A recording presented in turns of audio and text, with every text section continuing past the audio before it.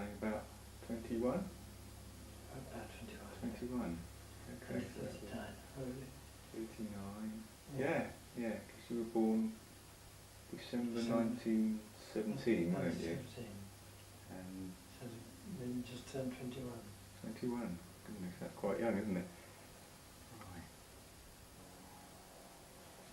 So the first you'll have heard about it is when you got called up. So what was that like? How did that happen, the call up? Well, I just got a demand note from the War Office to say that I was going for I had to go first for a medical examination, Oh yeah. then an interview, and Yeah. I got my calling up papers. What sort of things did they ask at the interview? What job do you do? Oh yeah. What's your ambitions? Yeah. So I told them I was a certified accountant. I just qualified as an accountant, and that I was doing bookkeeping and accounts for an accountancy firm. Right. Okay. And then what did they do after that? How did they? They put me in the Pioneer Brigade. And what was that? So I got my calling up papers to apply to the Pioneer Corps department. Right. So I went along to the local War Office, War Department, and asked them to tell me what the Pioneer Corps did. Oh, because you didn't know. And he picked me up and he said, "Why do you want to know that?" I said, "I just had my calling up papers to go in the Pioneer Corps." He said, "What's your job?" I said, "I've just qualified as a certified accountant, so my job is accountancy." "What the blankety blank," he said, "is the government, is the government coming to?" I said, I don't know, I've just got to report to the Pioneer Corps, the Auxiliary Military Pioneer Corps. Yeah. That's what it was called. He said, "It's the pick and shovel brigade." What was that? "Do you do anything with the pick and shovel?" I said, "I dig my back garden." I said, "That's all." Yeah. He said, "What dickens is the country coming to?" He said, "You should be in the pay corps. So what What's an accountant?" what was this pick and shovel brigade? What did they do then? The pick and shovel brigade were the soldiers who used to go and dig the trenches for right. for the armed forces. Yeah, on the front lines. On the front line, yes. Goodness. So they asked me if I was any good at digging. I said, "I do a bit in the garden." Yeah, yeah. And that was it. He said, "Well, when you get to the when you get called up, go and see your commanding officer and tell him that your experience is in office work, not in manual work." Right. Well, first of all, I told my employer, who was also an accountant at that time, that I got called up for the Pioneer Corps. And he was up in arms about it. Yeah. He said, "You can't do that, we can't do that. We'll go along and put a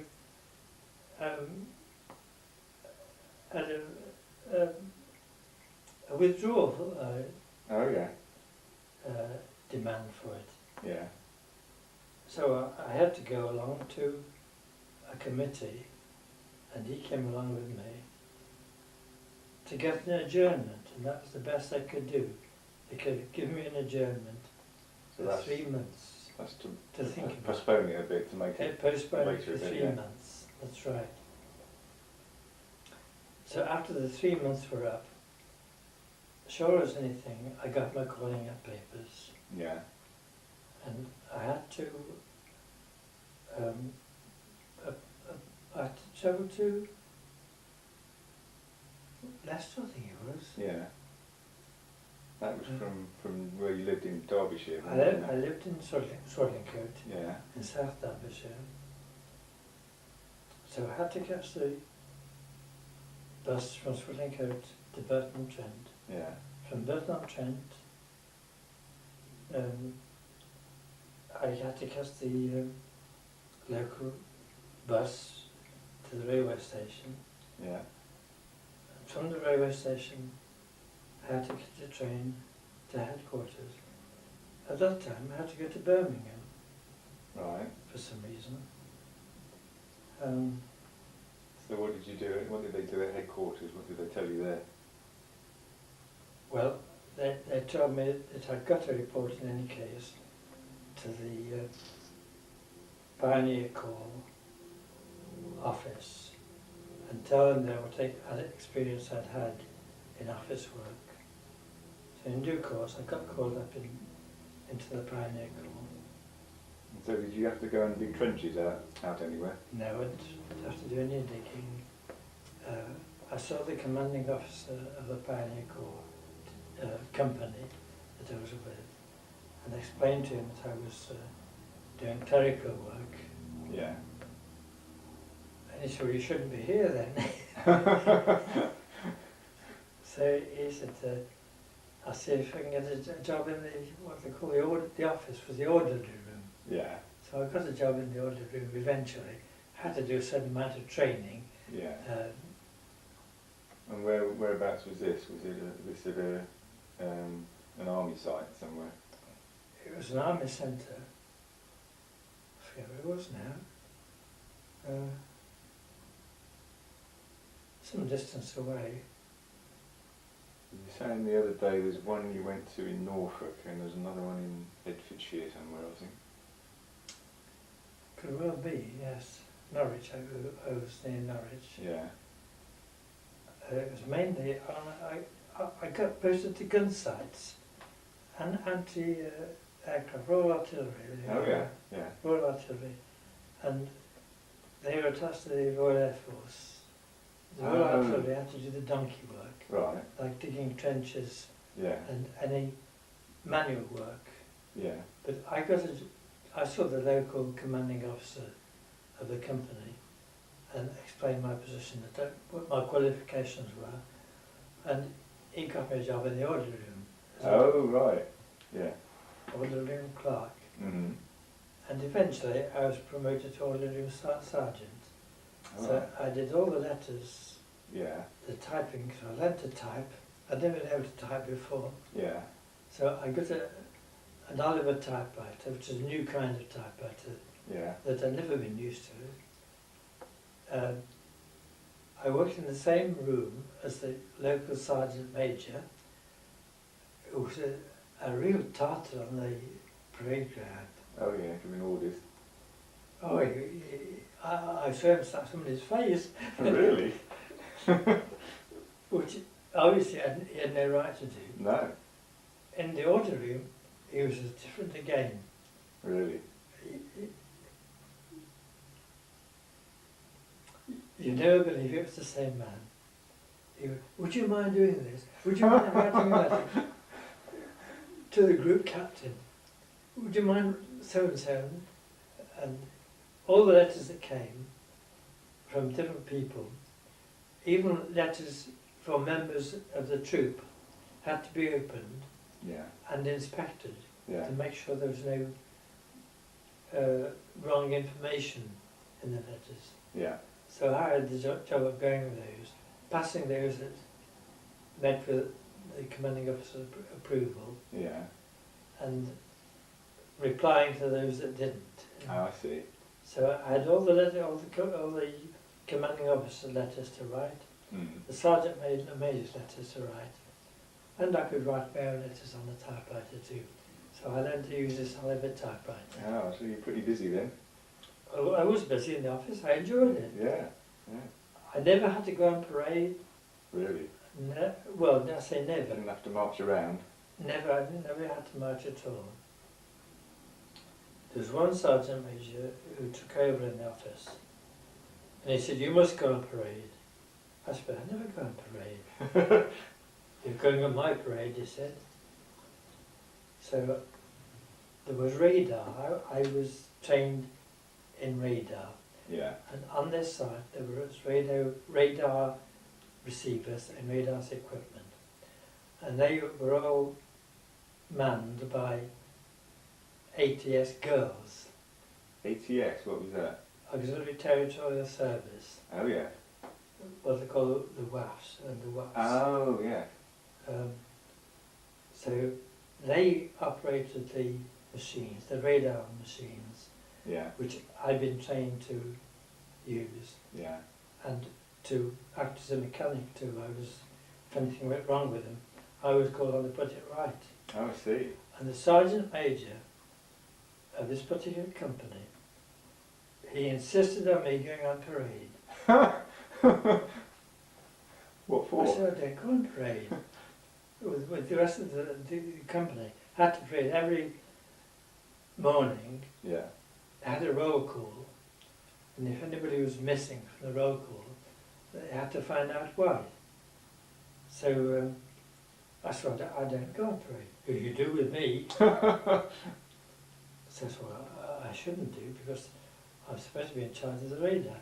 So I got in contact with the radar operating unit, the girls, Yeah. and I said, whether anything goes wrong on the radar equipment, when you go in first thing, pretend that there's a fault Oh, yes. that needs immediate attention. Right. So the first parade I went on, sure enough, one of the girls came in, said to the sergeant major who was in charge, I've got to have the radio mechanic straight away to put the radar right. Right, you Jones, dismissed it. So you got out of it? So I got out of it, yes. But after that, I was in charge of all the radar equipment.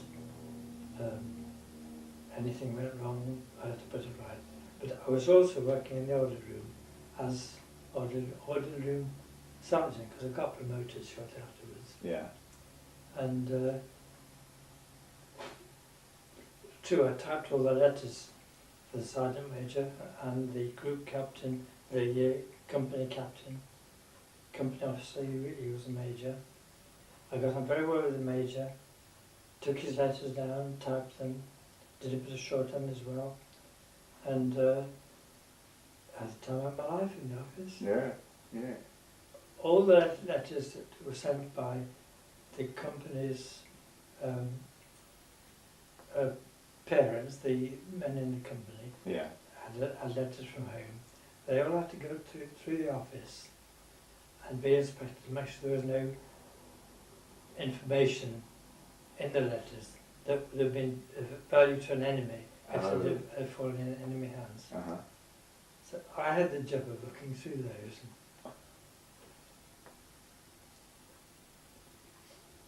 Yeah, you must have found out a few home truths there.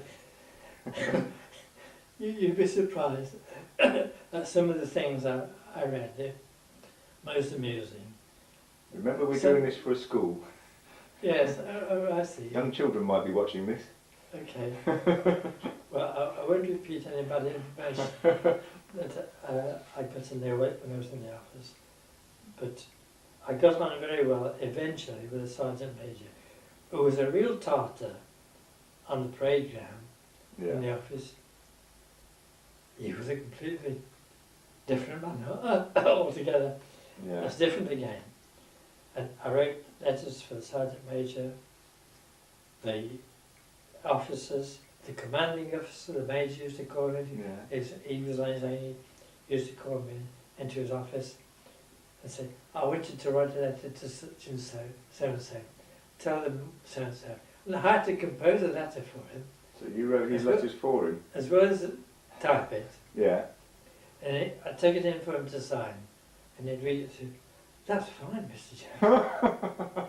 Or Private Jones. Private Jones you would have been, wouldn't you? Eventually, I got a stripe. It's made me a lance corporal. So I became the corporal in charge of the office. So a stripe, that goes on your arm, doesn't it? Yes. One stripe is a corporal, a lance corporal. Lance corporal. Two stripes for corporal. Yeah. 3 stripes for sergeant. Right. Eventually, I became the sergeant. Oh, right. I was in charge of all the radar equipment on the gun site. Now, how did you get to know about radar? Because that wasn't something you knew before, was it? It wasn't, no. I had a certain amount of training on it. Yeah. I had time off to go on the training course. Oh yes, right. before radar came in to general use. Yeah. But otherwise, there was a very primitive way of contacting or receiving contact from aircraft. Radar was mainly to detect overhead aircraft. So that's incoming enemy aircraft Enemy aircraft, of coming to course. attack the country, yeah. Yes, yeah.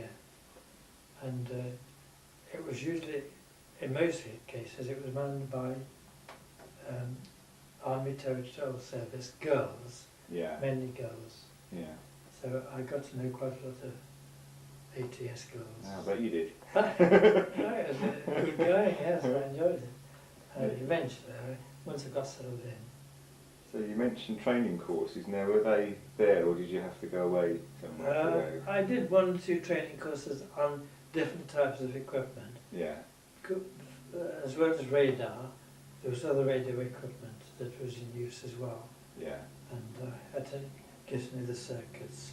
Yeah. And it wasn't very difficult. It was, there were lots of pamphlets published which you could refer to. Mhm. Before I joined the army, I didn't know anything at all about radio or radar or Yeah. how they work and so on. So you By learned the time that. I finished, I learned quite a lot. Yeah.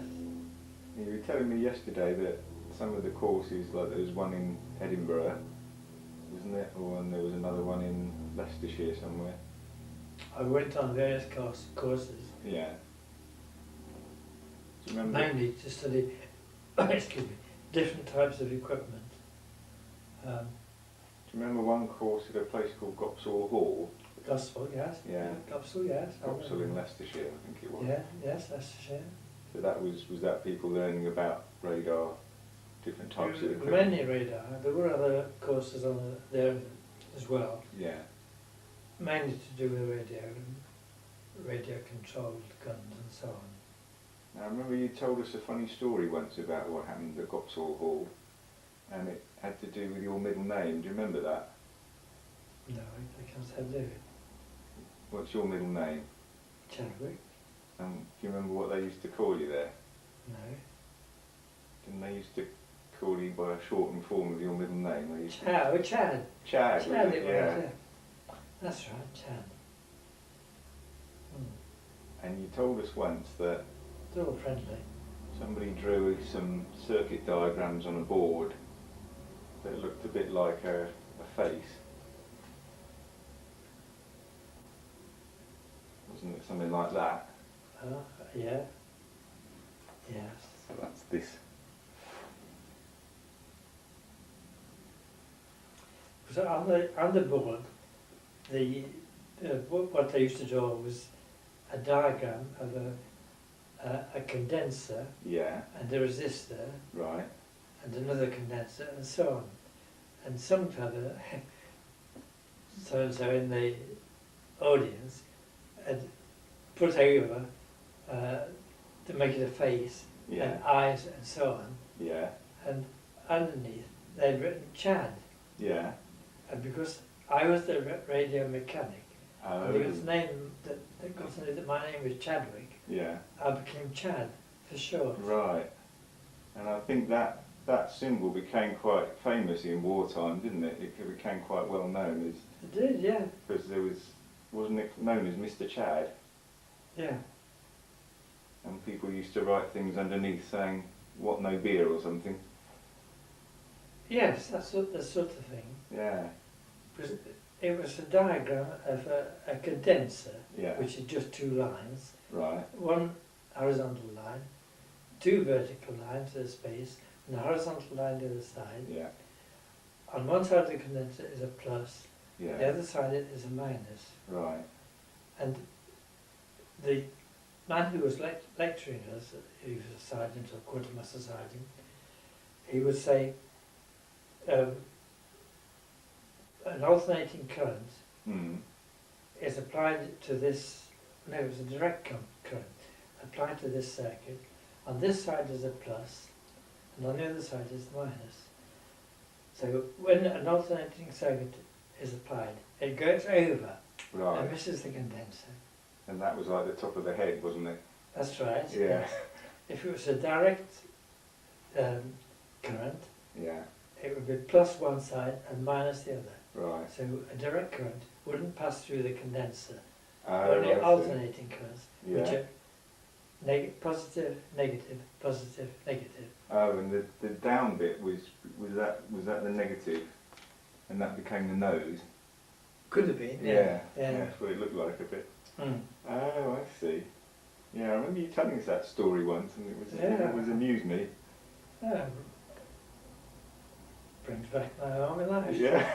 It's all coming back now, is it? Do you remember? Yeah. You don't remember the name of your instructor? Do you? Oh, I don't remember names. No. No. So you worked on radar, but you were attached to Air Force bases at some point, weren't you? Yes, I started off in the Pioneer Corps, Yeah. and the Pioneer Corps were mainly pick and shovel brigades. Right. I went out to dig the trenches out on the continent, Oh yeah. but the particular company that I was with was attached to Air Force groups, Right. mainly airfields. So at Air Force bases then, would it be? Yes. So did they ever get attacked? Because I mean, Air Force bases were prime Yes. targets for bombing, weren't they? Yes. One that was particularly attacked was at Henlow, which was in Bedfordshire. Henlow, that's the one you mentioned. Yeah, when the aircraft came over, Yeah.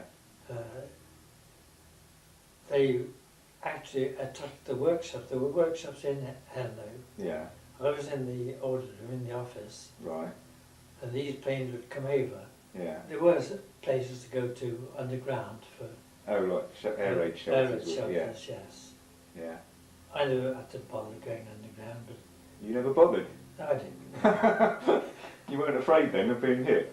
No, I wasn't, no.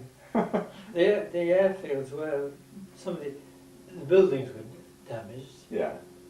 but there were anti-aircraft guns Yeah. attacking the aircraft coming over from Germany. Did they ever hit the runways at all? Did they ever bomb the runways? Not where I was, no. Right. May have attempted to, but they missed the target in other cases, I think. So I've got this picture of you sitting in an office typing away while there's bombs falling all around you. Is that? It will be, yeah. Is that what happened? Yeah. Well, that's very brave of you, Dad. Well, was it brave? Maybe I thought that's it. Well, one of the two, isn't it? Some of the staff were scared. Yeah. One Yeah. chap I can think of, his name was Jim. Yeah. Jim something. He was really scared. I've never seen anybody like that in the army. Yeah. He was down in the underground Sergeant Robinson. There. Oh dear me. And then eventually, because of the radar, you ended up out in India, didn't you?